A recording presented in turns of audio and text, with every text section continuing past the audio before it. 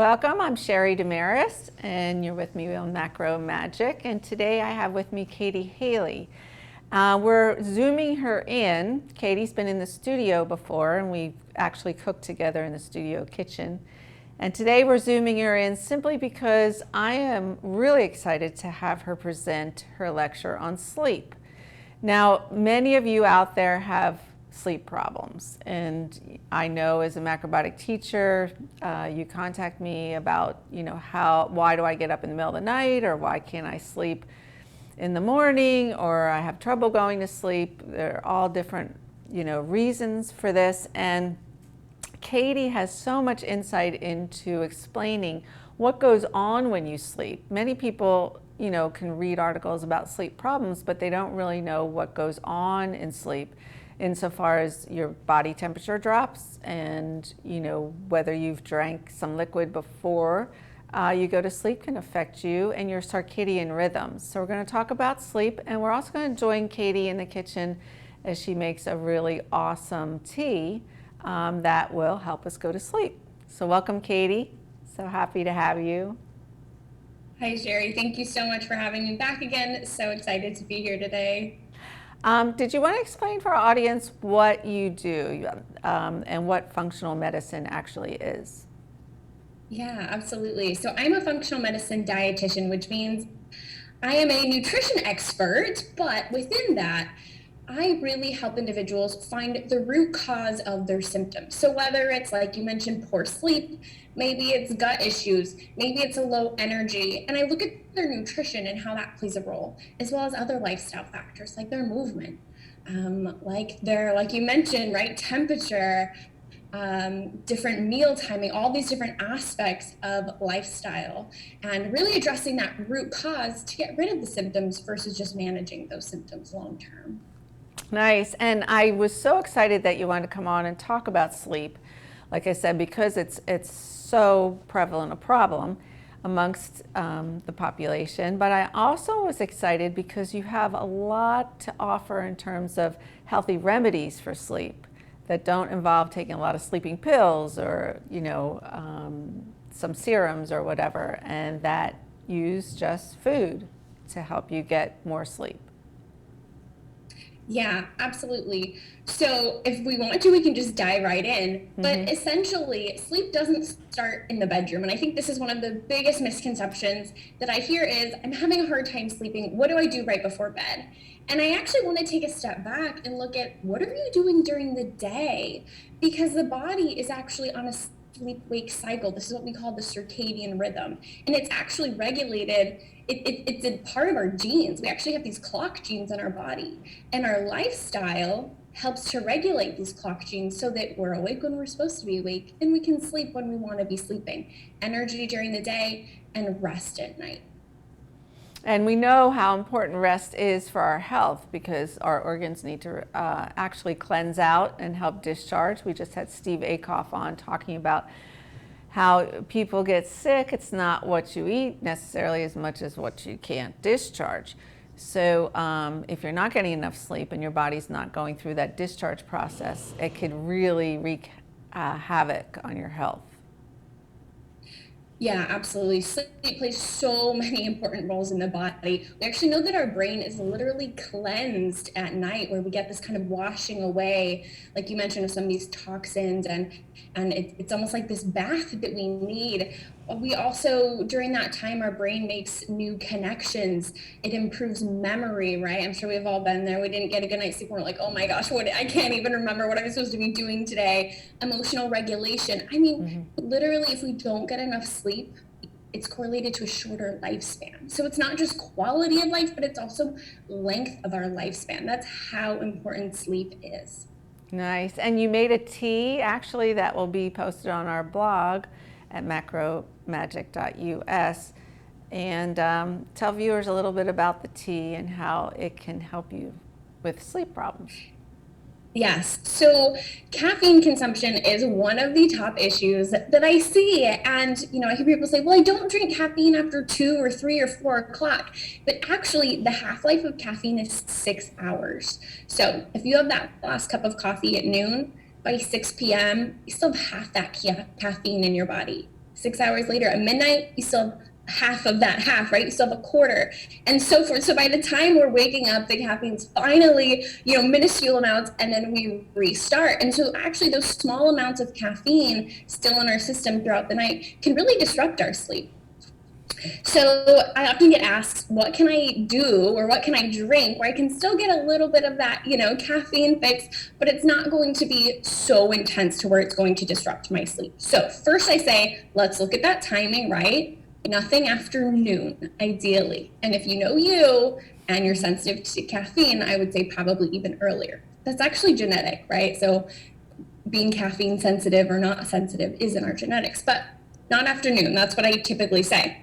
So a good alternative to coffee is what we call matcha tea. Now, most of us are familiar, right? We steep a tea bag and we drink the hot water or the cold water, depending on our preference. But with matcha, we actually, we take the tea leaf, and the tea leaf itself is ground up into a powder to make this beautiful green color here.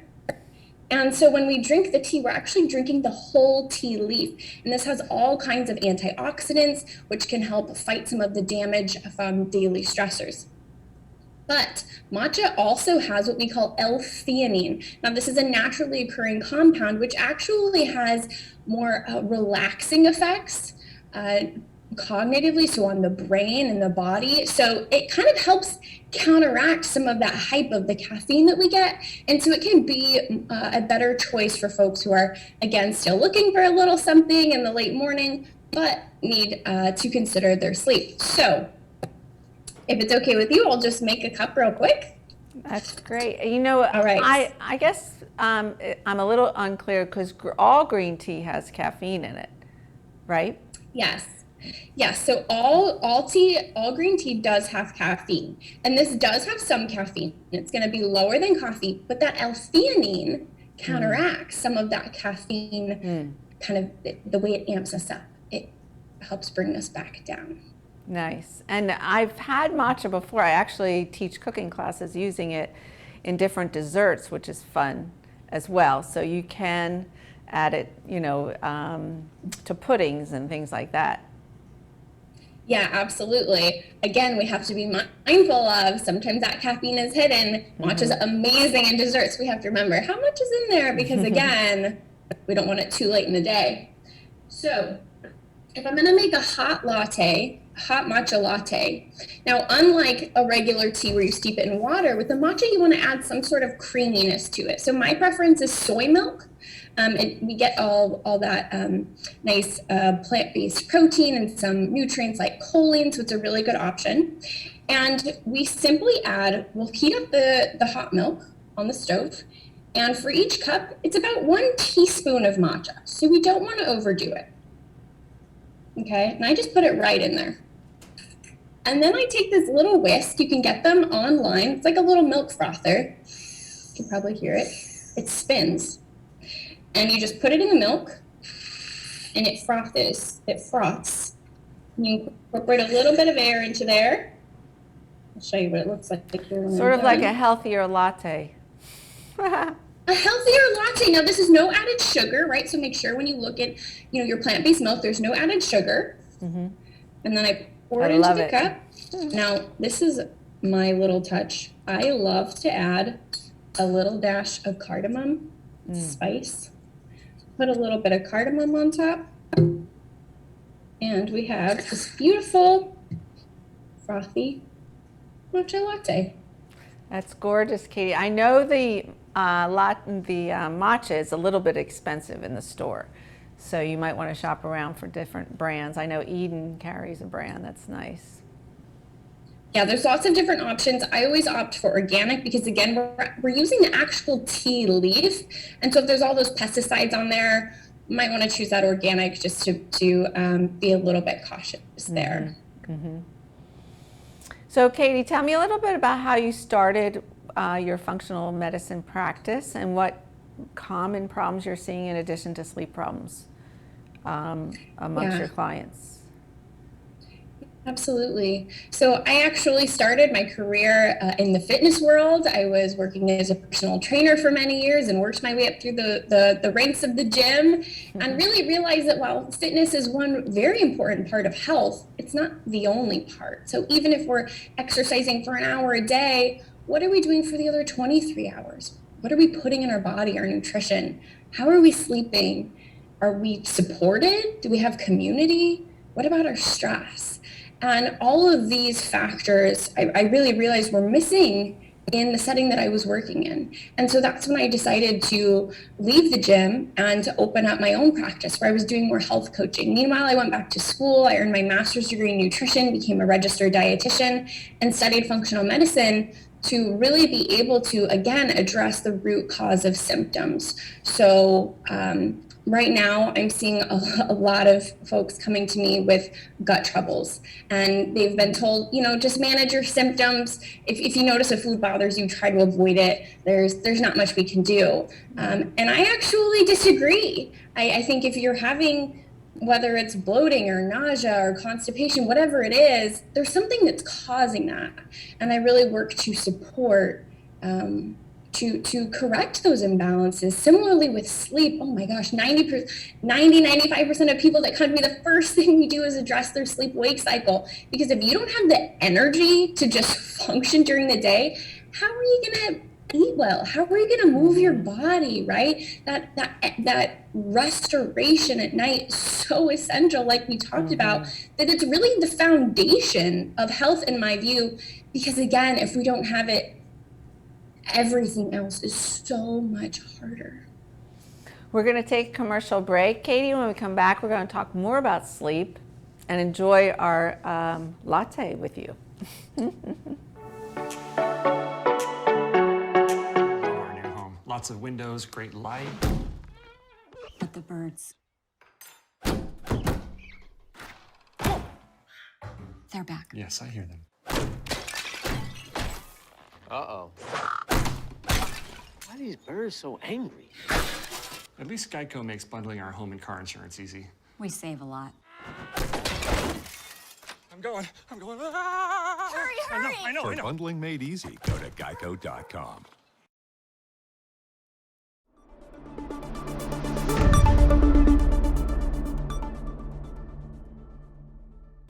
Welcome.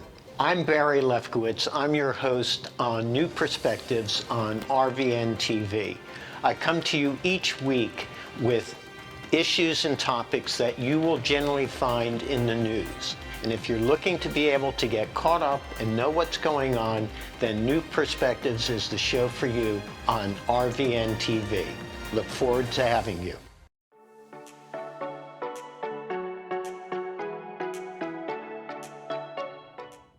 Welcome back. I'm Sherry Damaris, and I'm with Kaytee Hadley, and we're talking about sleep issues. And we just enjoyed a wonderful cup of matcha green tea with soy milk, latte.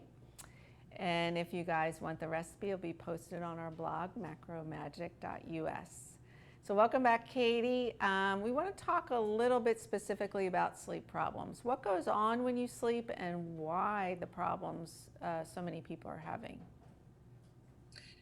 So during sleep, like we talked about a little bit before, a lot of restoration occurs in the body, from cleansing of the brain to making new neural circuits, processing information, learning things that we took in during the day and committing them to memory. And the body goes through a few different stages, 4 stages actually, during sleep. But some of the common difficulties that I see a lot: difficulty falling asleep, often feeling like your brain is racing, right? Your mind is racing. There's so much going on in there. Waking up during the middle of the night, or having a hard time waking up in the morning. And sometimes just feeling fatigued during the day. So I'll see people say, I sleep 10 hours a night, but I'm still tired. And then, of course, I think the one that's most obvious is people just not allowing themselves enough time because we're so busy with life, right? Only getting 5-6 hours of sleep a night. So one of the biggest points that I want to emphasize is it's not just quantity of sleep. It's not just how much we're sleeping. It's the quality. Again, are you waking up feeling rested? So some of the different causes of disrupted sleep and low energy during the day, the biggest one, kind of the big umbrella, is usually a disrupted circadian rhythm. So again, that circadian rhythm, the sleep-wake cycle, is regulated by different genes in the body. And if our lifestyle is out of sync, then that's disrupted. So what I mean by the lifestyle being out of sync is nutrition, temperature, light, all of these different aspects in our environment, they tell our body when it's time to be awake and when it's time to be asleep. So if we're getting mixed signals at the wrong time, our body gets confused. And that's why we have a hard time falling asleep at night. So for example, the number one regulator of these clock genes in our body is actually light. So we have receptors in our eyes that tell our body what time of day it is, right? It's pretty obvious. And I think most of us know, okay, we should probably start dimming the lights around bedtime. But I think we often underestimate the power of light. So even just waking up in the middle of the night and turning on the light to use the restroom can actually crash our melatonin, one of these sleep hormones. It's essential. So it's really that sensitive at night. So there are a few easy tips that I often recommend for using light. Again, these are free things you can do every day that don't really take any extra time. And this is essential because I think most of us, we have a lot going on. It's hard to add in a new habit or routine. So in the morning, we want to tell our eyes, our brain, our body that it's time to wake up. So we want to go outside and look at bright light for at least 2 minutes, but ideally more like 10 or 15 minutes. Now, looking at light inside isn't the same, even if it's sunlight, because of the windows. They really block out the lux, the sunlight that we need into our eyes. So we want to go outside and we want to get that beautiful sunlight into our eyes. No staring at the phone, no wearing sunglasses. Maybe it's just a minute to be mindful, right, and present. That's the first thing. Again, remembering that sleep doesn't start in the bedroom. It starts first thing in the morning. So that morning sunlight is key. Again, in the evening, actually viewing the sun as it sets tells our body and our brain that that's what's happening. The sun is setting. It's now time to start transitioning. After that sunset, and you view that, we want to start dimming the lights in the house. So overhead lights are especially disruptive because our eyes are really sensitive to that. So after sunset, I recommend turning off all overhead lights and using more lamps and keep them dim. If there are lights on, we don't want them bright, and we don't want them especially right in front of our face, like with a laptop or cell phone, which I know is a harder ask. But those are just a few of the simple techniques that we can start incorporating when it comes to light and starting to regulate circadian rhythm. I know that blue light, especially from cell phones and computers, really send your brain a different message, as well as your eyes. So I'm happy, like after hearing your lecture the first time, I was like, oh wow, I'm gonna go outside in the morning and get real sunlight in my eyes, and it really does work to wake you up. What are the other things, Kaytee, that you had brought up in the lecture in terms of, I know eating and drinking before bedtime, you should probably stop like 3 hours before bedtime. Sorry about that. You broke up just a little bit at the end there. Can you repeat that last part? Sure. What are some of the other tips that you mentioned to do before bedtime, like stop eating or drinking liquids before bedtime to help with sleep? Absolutely. So nutrition is the second biggest environmental lifestyle aspect that impacts the circadian rhythm. So eating during the day and finishing our last meal or snack usually a few hours before bed is going to be best. We don't want to go to bed hungry, but we also don't want to go to bed with a full stomach. So making sure that we're having a nice balanced dinner. Maybe if you eat an early dinner, maybe a little snack afterwards, but then ideally give your body a few hours without food before bedtime. But again, we want to remember it's not just in the evening, it's what we do during the day. I often see a lot of people skipping breakfast. or even skipping lunch, not having those regularly timed meals. The body loves routine. So I always recommend find what works for you in terms of your nutrition and stick to that every day. If you think that eating breakfast doesn't work for, or you don't like that and you think that it works for you to skip breakfast, I would actually recommend trying it. Try reintroducing breakfast and see how that impacts your energy during the day and actually your sleep at night, because again, nutrition really impacts that sleep-wake cycle. Yeah, they say in macrobiotics to eat according to the sun. So when the sun is at the highest in noon, never skip lunch and try to eat lunch between 11 and 1. And then, breakfast before 9 and dinner between 5 and 7. And stay regular. And that regulates your blood sugar, but also regulates your other rhythms, like we were talking about the circadian rhythms. What other tips do you have for people who can't sleep or maybe wake up in the middle of the night? Yeah, so I recommend another simple technique is our temperature, our body temperature. So in order for our body to sleep, in order to get into that first stage, we actually need to drop our core body temperature. And have you ever noticed that it's harder to sleep when it's hot outside? This is why, because our body has a hard time cooling down. So a few techniques that you can use: a hot shower before bed. Yes, it does relax your muscles, but that's actually not the main reason why it's so beneficial. The main reason is because that hot shower actually cools our core body temperature. Once we step out, our body can release that heat, and that's why it can help us sleep. Along those same lines, keeping the bedroom cool, the ideal temperature is about 67-ish degrees Fahrenheit. Light blankets, so don't pile them on. I know it can be tempting at first. But what will happen actually is if you keep the bedroom cool enough, in the middle of the night, your body will regulate itself. So you might notice you wake up with a leg sticking out the side of your bed or your arms are out. This is actually your body trying to cool down, especially the palms and the feet are really sensitive to that. And so that's why it's important, again, to think about the temperature of your room, the temperature of your body as you're trying to sleep. This is actually another reason why eating too late can disrupt sleep, because when we eat, it increases our core body temperature. I love that. We need to cool it. Yeah, I always sleep with my window cracked open, and I think it's really true. Keeping it around 67, 68 degrees is a really good point for many people. Yeah, absolutely. So Kaytee, how can people get in touch with you if they want to set up a private appointment or they want you to present at one of their seminars? How can people reach you? Yeah, my website is the best way to reach me. It's KayteeHadley.com. Make a note of the spelling of my name because it is a little bit funny. It's Kaytee, KayteeHadley.com. I do one-on-one, like you mentioned, coaching, but I also have a group membership where we just talk about lifestyle. And, 1 month we might be talking about gut health. Another month we're talking all about sleep or maybe mindfulness and stress management. So all these different great ways to get involved. That is so nice. And so anything else, in terms of routine before you go to bed? The body temperature has to be a little bit cool, and, we should definitely keep dark bedrooms, not computers and TVs and appliances near where we sleep. Any other tips for helping people sleep? Set up a bedtime routine.